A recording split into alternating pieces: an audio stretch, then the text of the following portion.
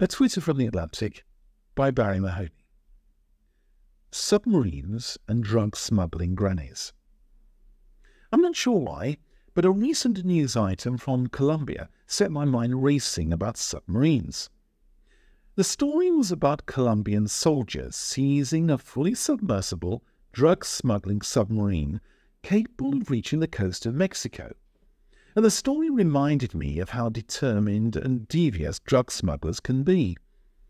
The story is even more astonishing because previous drug-carrying vessels found in Colombia were only semi-submersible, with part of the structure always remaining above the surface.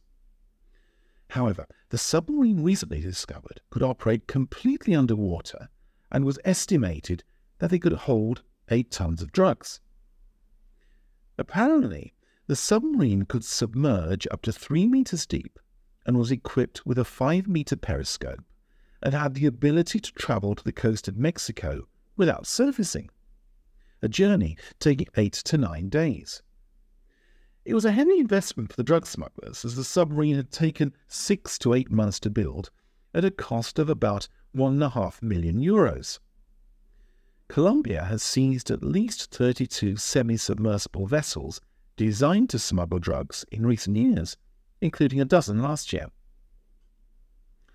All of this puts into context the number of pensioners who have been caught smuggling drugs from the Canary Islands in recent months. Apparently, drug smugglers prefer to recruit elderly and disabled people to carry out their drug-running operations, because no one would suspect an elderly, innocent-looking granny of carrying drugs in her bra, or that smart-looking elderly gentleman of carrying a supply in his colostomy bag. Maybe a submarine is the next logical step for the determined smuggler.